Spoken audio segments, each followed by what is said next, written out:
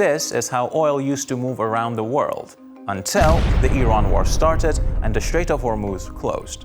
Here is how the global economy is adapting.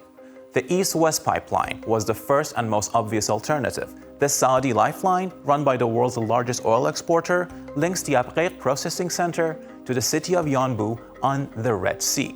It pumps 7 million barrels of oil per day. Even though it's operating at full capacity, effectively doubling its pre-war flow, it handles only a fraction of what Hormuz once did. Before the war, over 20 million barrels of oil passed through the strait every single day. Then there is the Abu Dhabi crude oil pipeline. This line runs from the Habshan fields to the port of Fujairah on the Sea of Oman, safely outside the strait. While its official capacity is 1.5 million barrels per day, industry experts at Kepler and Argus Media report that the UAE is stretching that limit to up to 1.9 million barrels per day.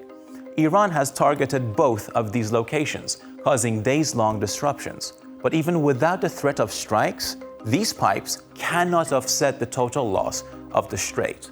Beyond oil, Oman has emerged as the world's new logistics hub. Major shipping lines like MSC and Maersk declared a functional closure of the strait for container traffic in March. Cargo destined for Kuwait, Qatar, and the UAE is now being offloaded at Salalah and Sohar. From there, a massive land bridge has emerged. Goods are being offloaded in Oman and trucked across the desert to the UAE and Saudi Arabia to bypass the blockade. Dubai and Oman have announced a green corridor that lets goods diverted to Omani ports skip straight into the UAE by truck with fast-tracked customs on both ends. At the same time, the UAE and Saudi Arabia have charted a new trade route, the Khorfakan-Dammam Inland Corridor. Khorfakan is the UAE's only major port outside the strait. But even though goods are still finding their way to you, due to the volume, delays are inevitable. Before the war, logistics firms Geodis had planned to fly medicine from the UK to Dubai in about 4 days.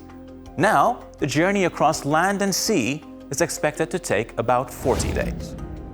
For a container of onions traveling from India to a warehouse in Dubai, a week-long journey is now a 3-week ordeal at twice the cost, according to Avalon General Land Transport, a UAE-based logistics company.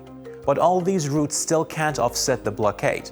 Kepler estimates that alternative ports with overland connections can absorb, at best, 62% of displaced Persian Gulf cargo, and that at their current average throughput, they cover just 48%. Some countries are already rerouting their exports. Brazil is rerouting its beef and chicken exports via the Red Sea and Suez Canal and is using alternative ports and land trucking to reach customers, adding logistical costs. South Korea announced plans to reroute its oil supply chains by sending ships to alternative ports in the Red Sea. LNG also faces drops in exports, namely from Qatar, which used to account for a fifth of the global supply.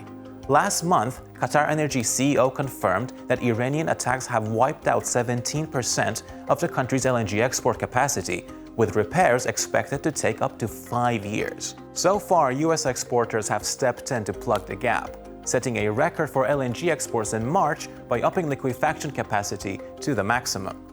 Ultimately, these land routes are a triage measure, not a cure.